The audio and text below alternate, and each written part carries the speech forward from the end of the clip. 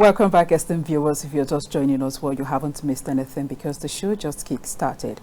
Now, today we'll be discussing a vital topic that revolves around gender matters, and it says Indecent Dressing, a cause for infidelity in marriages and relationships. Gender matters, indecent dressing, a cause for infidelity in marriages and relationships. Before we introduce our guests to you and also move further into today's conversation, let's give you a hint of what today's topic entails.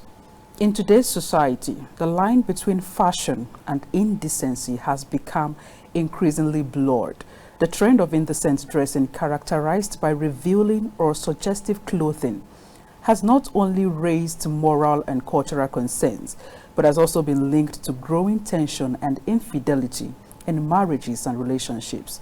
Many partners feel disrespected or insecure when their spouse dresses provocatively, especially in social settings or social media platforms, where such exposure invites unnecessary attention. Upholding modesty in dress, therefore, is not merely a cultural expectation, but a gesture of respect and loyalty to one's partner. Like I said, we have a guest that will be having this banter or conversation concerning this topic. He is a public affairs analyst and he goes by the name Onyeneke. Hello. Hello, good evening. Thank you for joining us. Thank you so much. Should we call you Onyeneke or Eke? Why, anyone? Okay. Those are my names. You're welcome. It's good Thank to you have so you on much. the show this evening. Thanks So how are for you having me. doing? I'm good, I'm good. How's your day been? Yeah, fantastic. It has been, will I say hectic? And you're still looking agile. Like, You're not looking stressed out. Well, the energy, maybe by the time you get home, you'll be so tired and forget that's even true. to eat and Exactly. you've slept off. Yeah.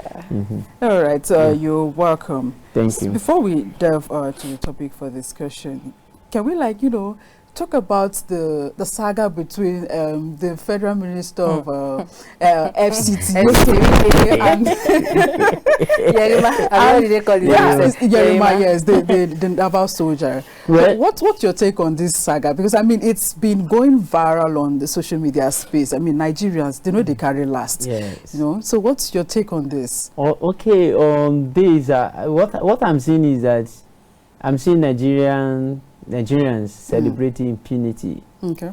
Impunity on the side of the Minister of FCT Okay. and impunity on the side of the military. You know, in the sense that the law stated that the military, their base is simply to defend the integrity of the nation.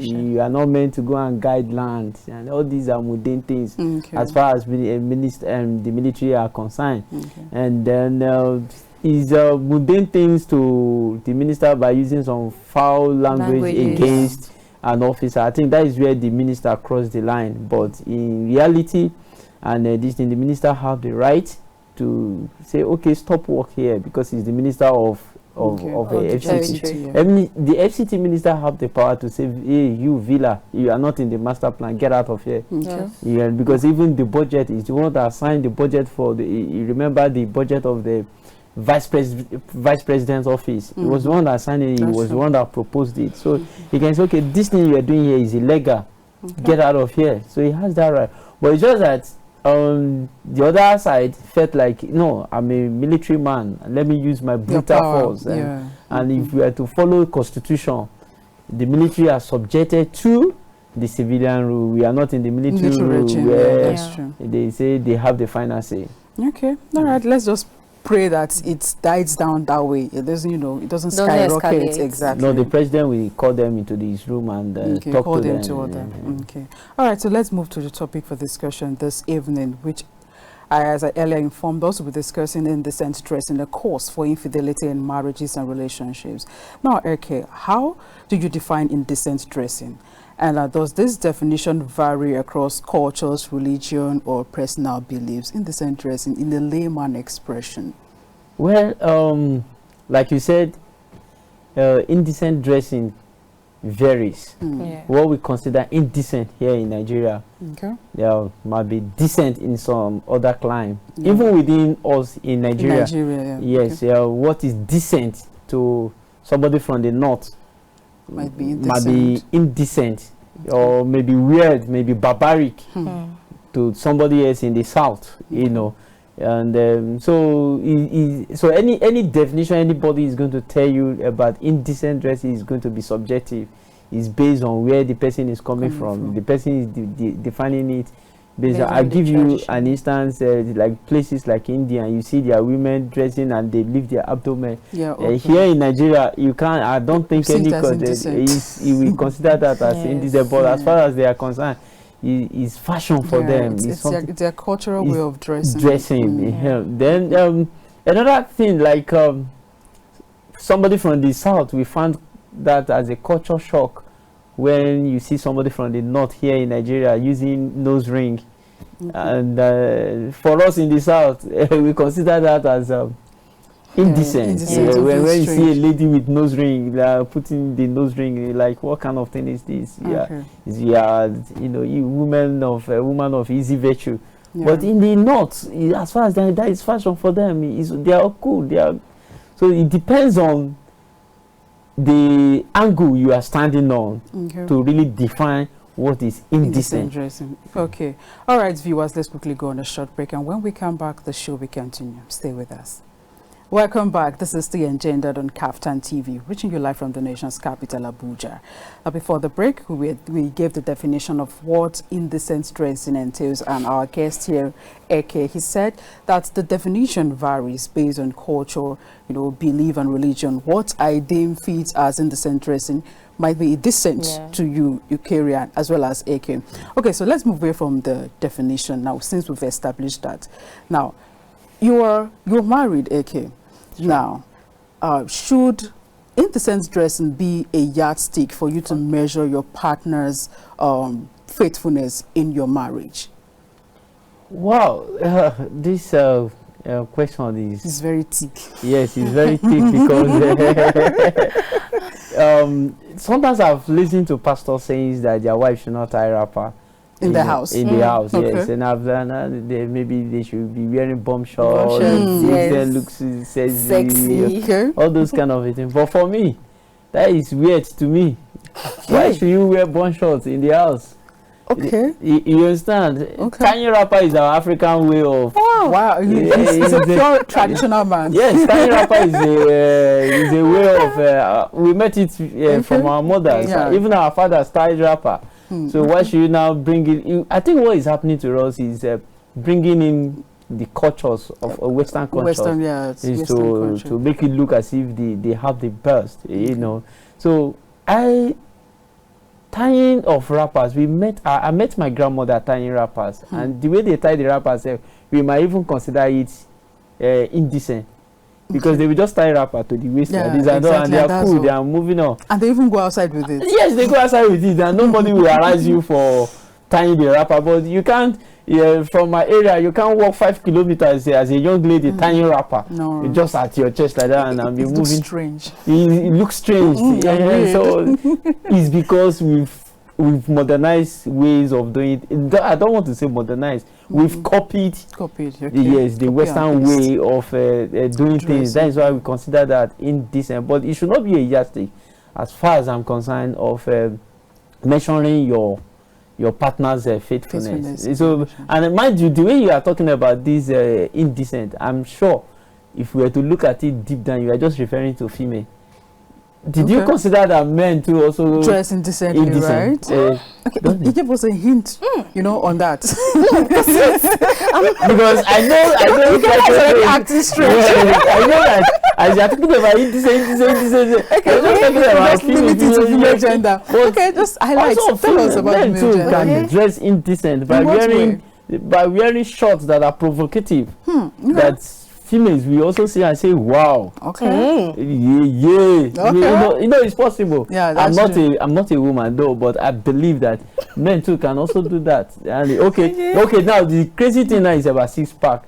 Oh my God. Yeah. So if you do that and you trust it and you are dressing indecent, because you want women to see.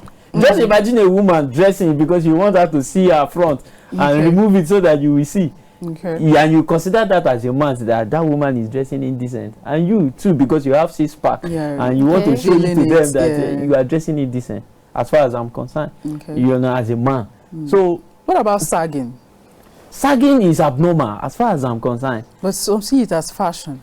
Yes, it's that is Western culture, but for here in Africa where we are, yeah, I'm not really saying it as yes. If I go, maybe if I should go there, I might dress like that. I'm not completely ruling out sagging, you know, that is bad or. But here in Africa, for me, it's inappropriate. It's indecent. You know, one painful thing about men sagging. Some of them will get dirty on this, and they will be. And they say they are and the thing you like, it's so irritating. But, you know, you're talking about male, like the men dressing indecently.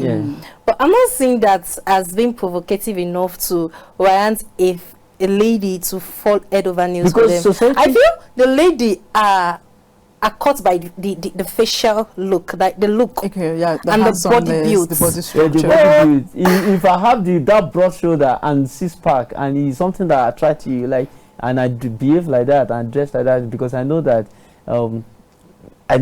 what is in me is what women want, and I start doing it. That is the same thing. Have you seen the woman that is not chesty dressing without covering? It's because I know we are on a live listening, so I don't want to say some words. When you see a woman heavily built, she will also dress, everything will be so tight, so that as she's approaching, you know, man will be like, hey, woo.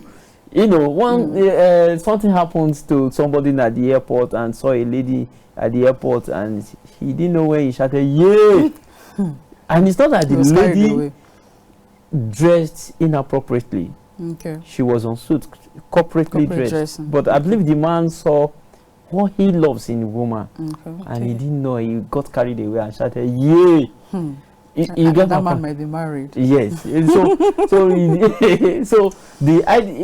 what I'm saying is that it's not only women that dressed indecently, and men too can also dress indecently. But women dress more because society says women does that. I just gave you an example of my grandmom. Our grandmom just standing rapper, and they can go as far as 5 kilometers within 5 kilometers range in the community, and nobody considered that as indecent. The world is evolving. What the Yorubas call omoge, what they wore that time, if they should wear it now, is indecent. And it's still them that will define the shape of dressing. Now let's say, okay, we are following the Western world, and we are being like, we are following them to the letters, you get, in respect of dressing and everything. But now, is this same people that will tell you that how will a married woman still young, time rapper in her married husband's house? I get that a lot. Like, they use it as an excuse for infidelity. Yeah, exactly. Because you're not looking like you're not looking well, you're not presentable. Yeah, you hear someone say, this is not the woman I got married to. Small age. This is not the way you were before I got married to you. All that is not an excuse. Whoever that, nobody is immune to infidelity. Let me establish that fact first. Okay. Nobody. If you like, be man of God, speak into, let the Holy Spirit do talk to you one-on-one. Nobody is immune. The only prayer we pray is that we should not be God deliver us from temptation. You understand? We should not find ourselves in a compromising situation. Nobody is immune. But indecent dressing is not an excuse, or to say because my wife is not dressing properly, that is why I am no. Although that is just an excuse, a way of there are some other things that makes man to commit infidelity. Number one thing I will say is emotional needs. That is number one thing, emotional. When a man is not having there is a gap, there is a vacuum between the partner, the spouse. Why are you laying emphasis on when a man? How about the woman? You should just make it the same. Talk about the both the same. Why I am, because from the part of the world I am from, when a woman commits adultery, it's a great taboo from where I am coming from. So I'm expecting that a woman from the part of the world I am coming from knows that when you are married, there is nothing like other man around me. So how about the man? Yes, that is from the site Okay. I am coming from. I see what you do. No, you can allow him to land. I see what you're trying Let's have it. Let's have it. Okay. From about the man, this discussion now in my language group now, we are having that discussion, and they said our elders should reverse that course, that it should affect man too. It's men too that are also proposing that, you know, that they should reverse that particular taboo, because mostly what they did was to affect the woman, not the man alone. The man. Okay. So they are not having this argument that even men approach married women, and you know that that woman is married, and you are preaching that they are our elders, the gods, to reverse it. And that's culture. That taboo is one-sided. It should one-sided, please. It should be equal. Before you that is Oyibo Western world of Western world where. That is Western world of Western thinking. world. Yes, okay. Because in Africa... I think we'll have a part 2 of this conversation. But before you go, please. Yes. Now, in a marriage or a relationship, who do you think should decide? Though it's not compulsory, but who do you think should decide on the mode of dressing? Should it be a joint, like something that has been that will be communicated between both of you? You just understand, nobody decides. There shouldn't be a decision. Because now he's saying from the word he's coming from, rapper is the thing.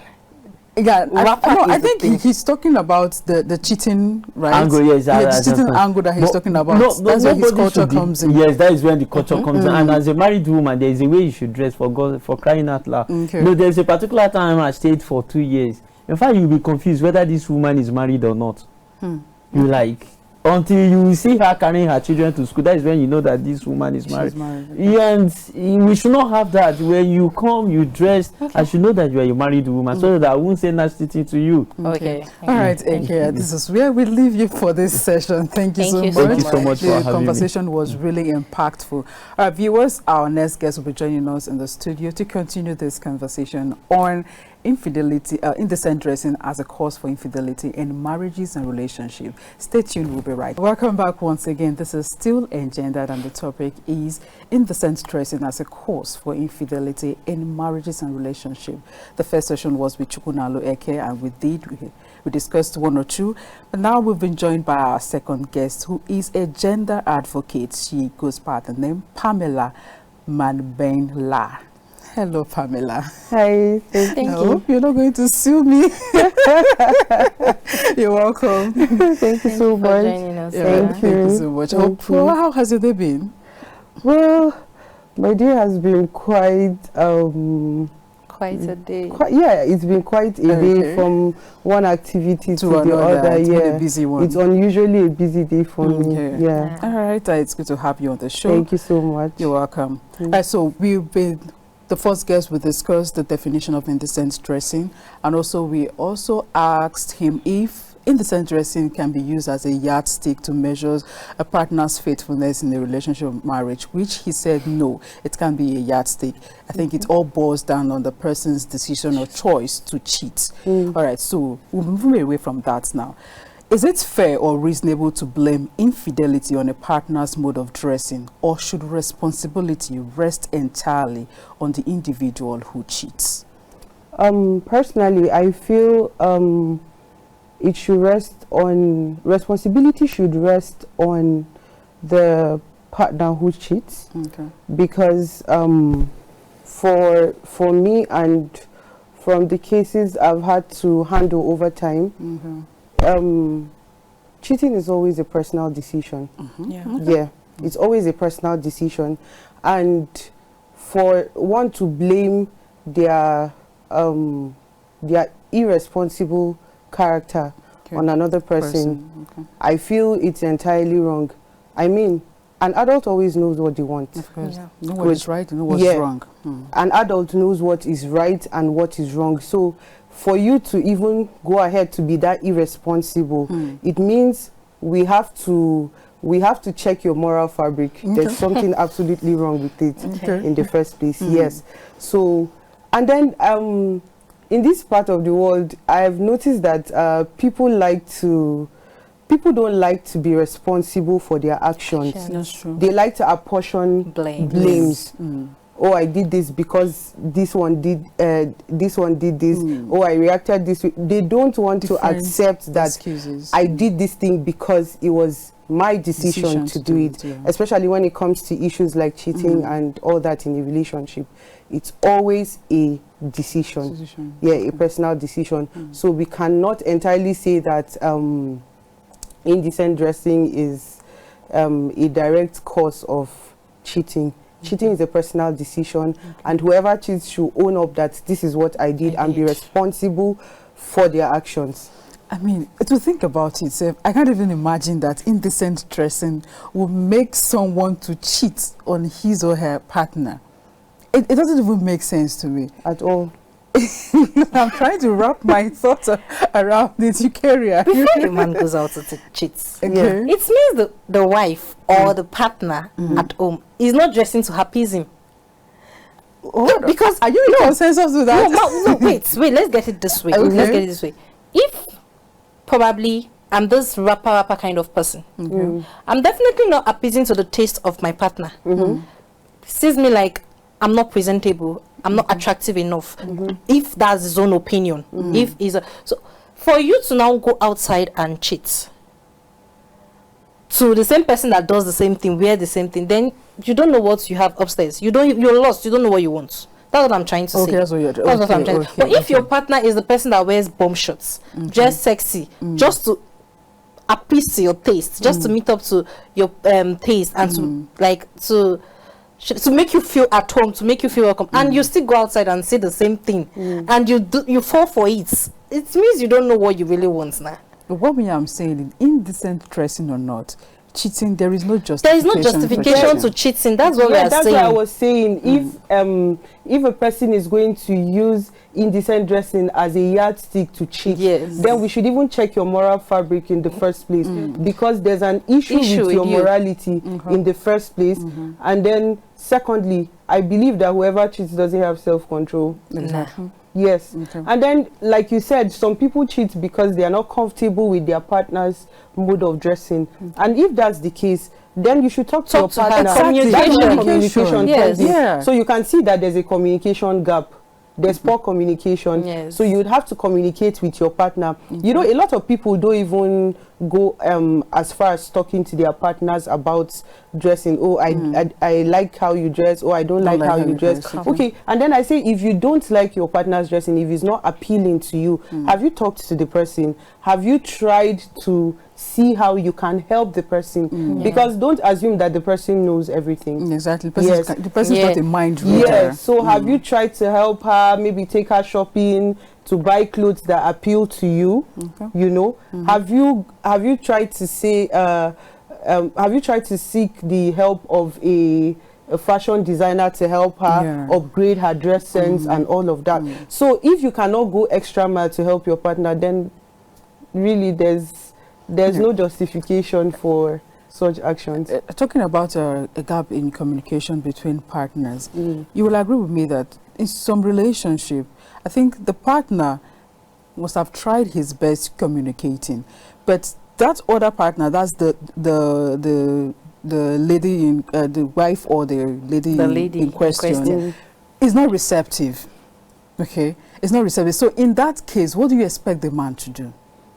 Okay, so sometimes these kinds of things take time. Okay. I'm saying this because some people come from backgrounds where they are used to a certain kind of dressing. Okay. Yeah, and nobody has ever cautioned them to say you're dressing right or you're dressing wrong. They see it as a norm. Yes. Okay. And then before the man started to have a relationship with the lady, I'm very sure he saw all of that. Okay. Yes. So if you didn't talk before, and then you now expect someone that has been used to a particular mode of dressing, probably let's say 25, 28, 30 years, you expect that the person will change in one day. It won't work. So you have to be patient while at it, you know, and you have to be diplomatic while talking about it. You don't just expect that once you raise that observation, it will be corrected in one day. No, it takes time. It takes time. Yeah. and you have to communicate in your partner's language. Yeah, you have to communicate in your partner's language, how they will understand better. Yeah, and these are the things you're supposed to understand study. Before the I do. But no, some people just want to rush these things. Okay. yeah.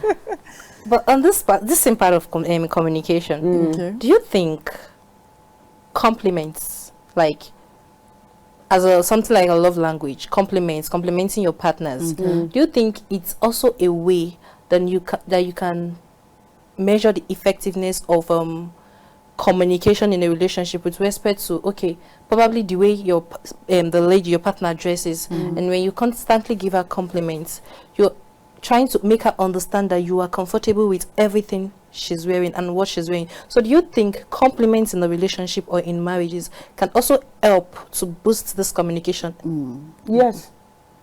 When you compliment your partner, they will now know that this is what he likes, and this is what he doesn't like. Okay. So when you keep complimenting on your partner's dressing, your partner now feels relaxed. Oh, my husband is comfortable with this. Oh, my partner is comfortable with this. You know, so they will even want to improve on it.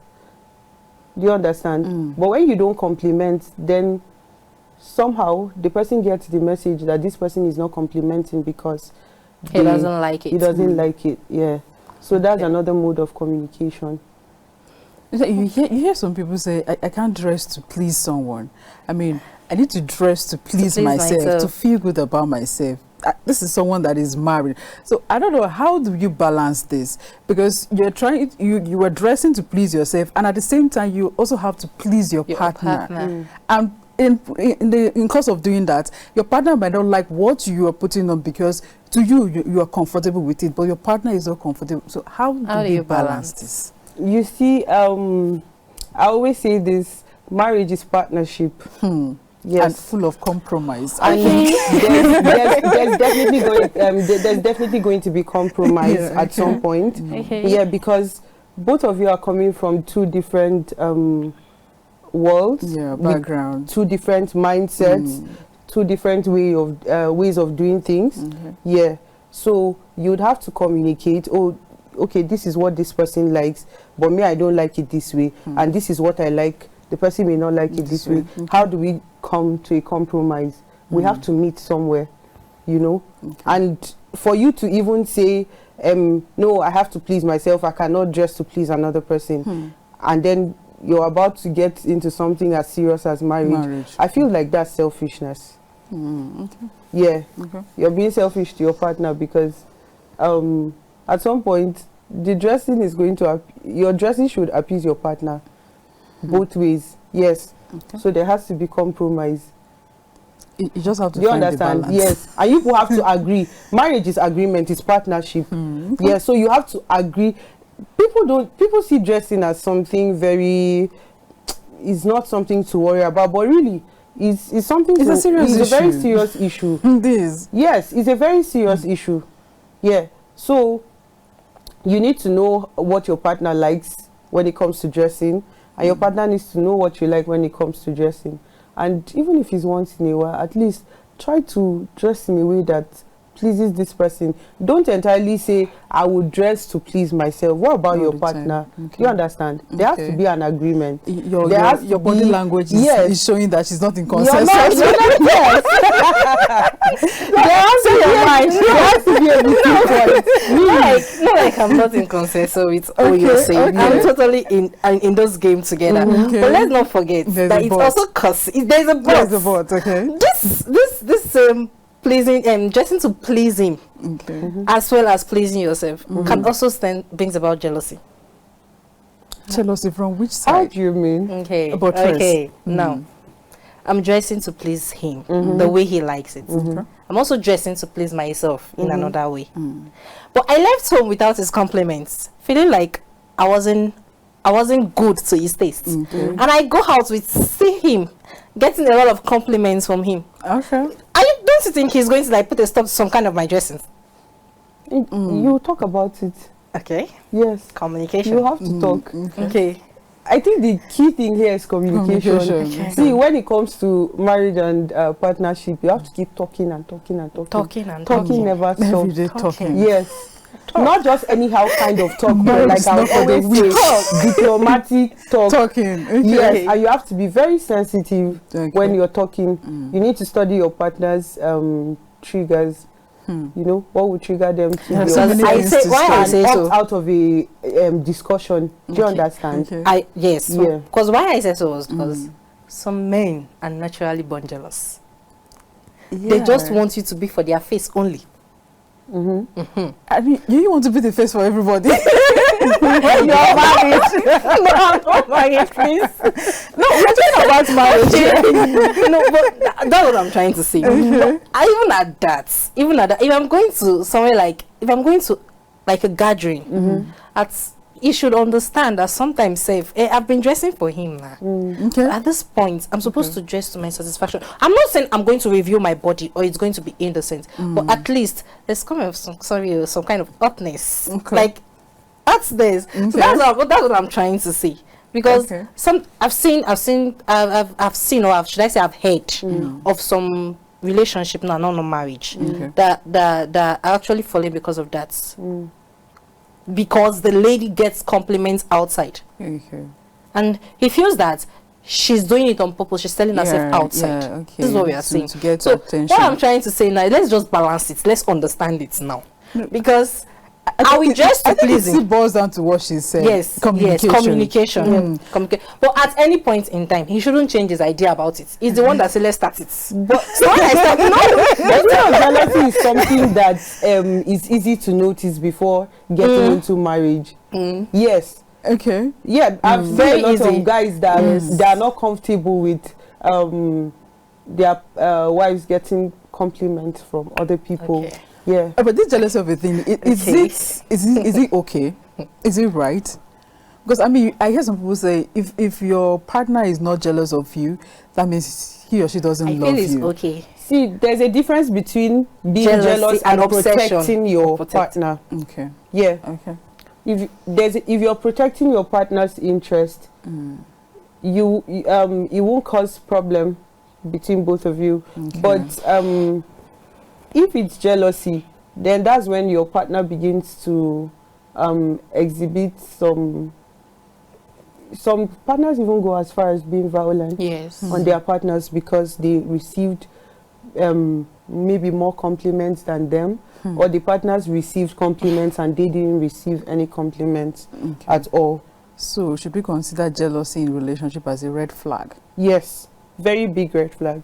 Because if your partner is jealous of you, there are some heights he won't allow you attain in your career and in your life generally. Yeah. All right, let's move to the media and fashion industry.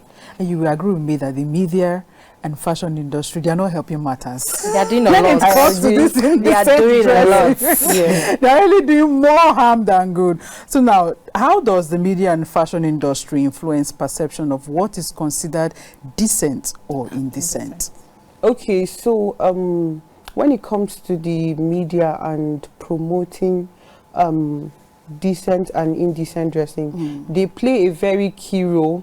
Okay, so I'll give you an example. For someone like me that studied mass communication, there's this course we did called communication theories, and there's something we call the magic bullet theory. Yes. Yeah, the bullet theory. So what that explains is that the media has, you know, the direct impact a gun has. When a shot is fired at someone, you know the direct impact the bullet has on the person. That's the same effect the media has on its viewers.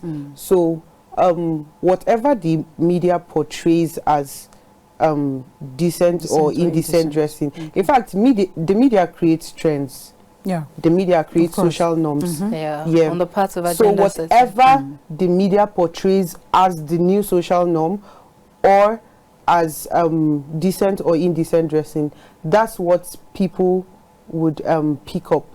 They would imitate almost immediately. Yeah, it doesn't take time. So and they do this by using influential people, Yes. celebrities, Content creators, idols, people that people look up to in the society, Okay. you know. They use it to promote these trends, and it's really doing a lot on people. So, for example, now they can just use an influential music artist or an actor, a movie actor, and promote a certain kind of fashion sense, and it won't take up to 1 week. You will see that everywhere on social media, everybody is dressing, everybody's following, everybody's imitating. 1 week is much. Yeah, everybody is imitating that trend. No belt gang, NBG. Yes. No belt gang. Like, I was in secondary school when that plane started. Yeah. My classmates, the guys, they eventually stopped wearing belts. Yeah. You see, there was this time, let me tell you how powerful the media is. So there was this time I was seeing a movie. This was as far back as 2019. Okay. I was in Kaduna at the time. So my mom and I were seeing a movie, and I liked how the actress was all dressed up. And then it was a style that my tailor could easily recreate. I watched this movie on a Wednesday. On Sunday, that was the same dress I wore to church. Okay. Yes. I had You are part of them. Yeah, I had the dress, the style of the dress demanded that I use like 2 different fabrics. And like I said, I watched the movie on a Wednesday. By Thursday morning, as soon as my mom left for work, I just got into the shower, and as soon as I was done dressing up, the next place I headed to, I didn't go to the tailor straight. I went to the market, got the fabrics, headed straight to my tailor, and we negotiated. She just told me, "Oh, it's express work." I said, "I don't mind." I had seen something, and it did something to my mind. I wanted to imitate it immediately. It appealed to me. Do you understand? And then by Sunday, I appeared in church wearing the same dress. Wow. Yeah. And viewers, they don't even consider if what they are seeing is good or not good. They just follow the trend. Yes. Most viewers do. Let me be, be precise. I mean, the media is really... Is there a way we can curtail this? Because you agree with me that it's really doing more harm than good. What the media portrays on the internet. Okay, so for that's where we start to control things like TV adverts. Okay. Yeah. So is there a body for that, like an organization or an institution that does that regulation? Yes. Okay. There are bodies that are responsible for controlling the what goes into advertisements we see on TV, what goes into the media, you know.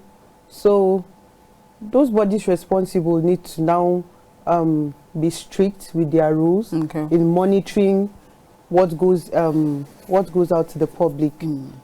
By so doing, we'll be able to curtail some of these excesses, because like you said, it's doing more harm than good. So a musician comes to sing and he's like, it's not necessary for ladies to wear bra, and then in his music videos you're seeing ladies braless, and ladies start to copy that trend.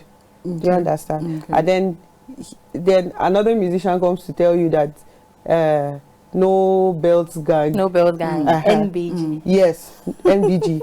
And you see that a lot of young guys are walking around, even young married guys that you think should be responsible, move around without belts. And you're wondering, like, okay, so the media has this much. If the media has this much effect on people, then I believe we can also use the media as a tool to promote decent dressing. All right, Pamela, thank you so much. Time is against us. I mean, I think we enjoyed the conversation within the short period of time, and I believe we'll have you some other time on the show next time. I'll be so glad to be back here. Thank you so much. Thank you. Thank you so much. Viewers, this is where we draw the curtain on today's conversation. The topic was Indecent Dressing, a cause for infidelity in marriages and relationships, and we've been able to establish the fact that indecent dressing is not a reason to be unfaithful or to cheat on your partner. There are other reasons that amount to cheating, such as lack of emotions, and so on and so forth. So indecent dressing is not an excuse to cheat on your partner. In fact, it is not a justification for cheating. Till we come your way again, I am Confidence Reuben. Make do with your communication with your partner. Communicate your problems, your feelings, and your emotion, and what you intend or what you expect her to put on when it comes to dressing. Do not hold it to indecent dressing for your infidelity. I'm still Eucharia Onyeneke, and that's bye for now. Bye.